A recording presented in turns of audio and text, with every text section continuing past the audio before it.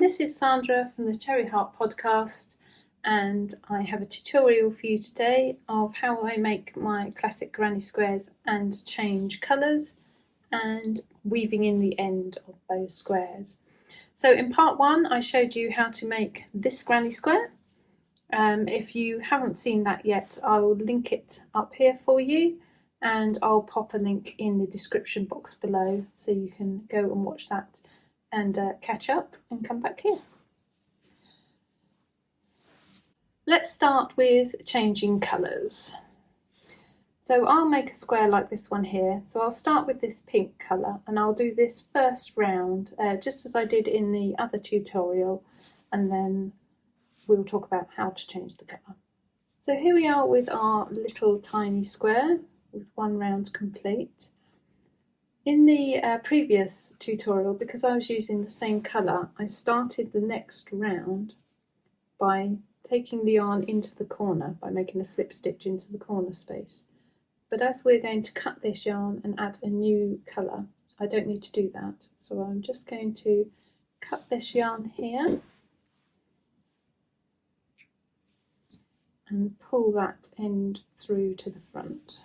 And I want to just get that out the way. So I'm going to move that to the back by just inserting my crochet hook into the same chain that I made the slip stitch into, but just from back to front. And I'll just wrap that yarn over and just pull it back out of the way.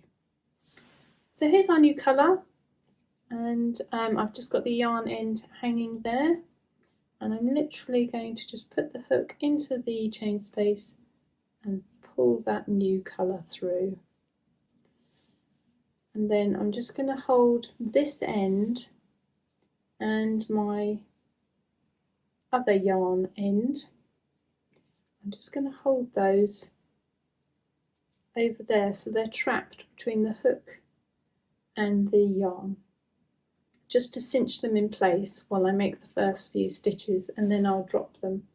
If you're finding it quite difficult to hold those all in place, so that you can carry on crocheting, you can just knot those two ends together. Just literally take your new colour, knot those two ends, and then you can just pull the new colour through and you'll be ready to go. So as we've got our new colour nicely in the chain space already, I don't need to make any slip stitches to start this round. I can just go ahead and work the four chains, that I start the round with. Then I can work the 3 UK treble crochet stitches into the corner. So that's a US double crochet stitch. So there's our first corner. I've made my first 3 stitches, and I can just go ahead and move those tails all out the way now until I come back and weave them in. So I'll just work my way round, and I'll just show you that one more time on the next round. There we are, my second round is complete, and as I did before, I'm just going to cut that yarn,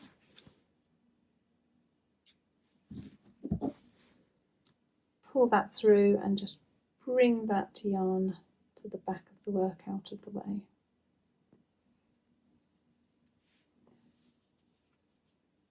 Let's add the third colour in now. We have this nice yellow for our third colour. This time I'll just take the yarn and I'll tie it on, as I mentioned last time, just so you can see.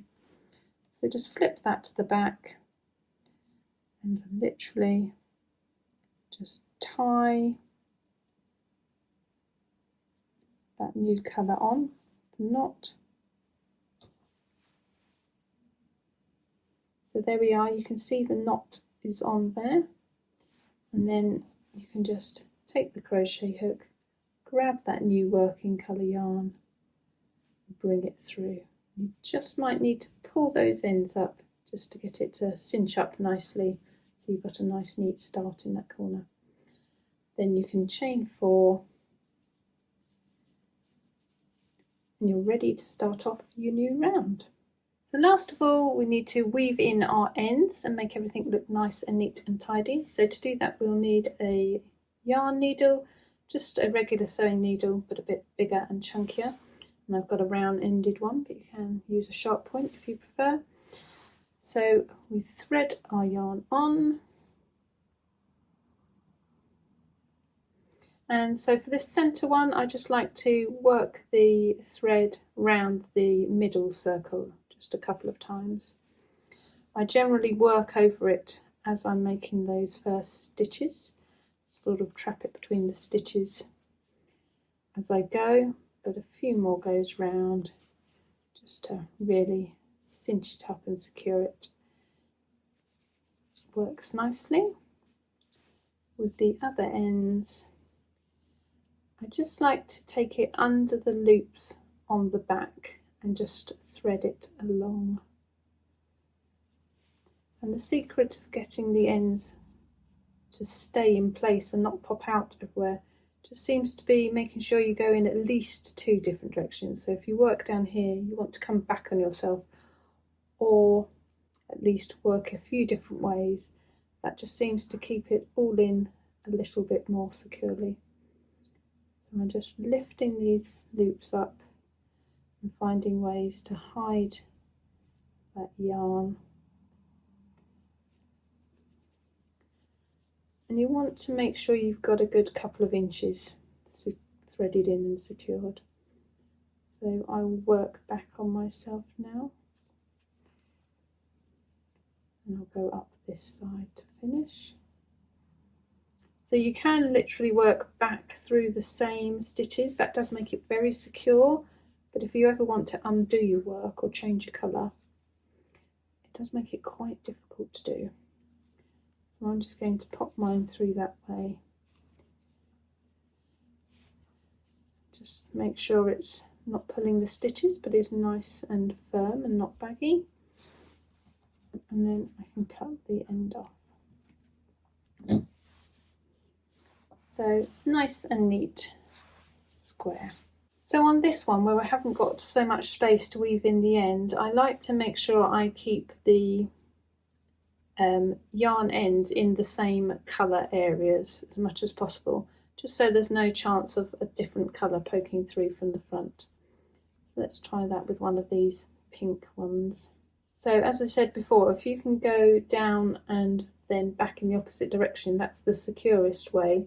But we haven't got much space to do that here, so I'm going to use quite a few different directions and secure it that way. So I'm going to come under these loops, down that way, then I'm going to go up these loops, under these nice yellow ones, that will secure it in nicely. Then I'm going to go down again, under these ones,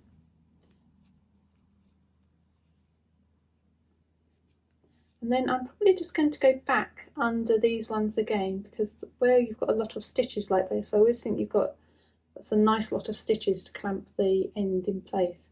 So I'm just going to go under that loop.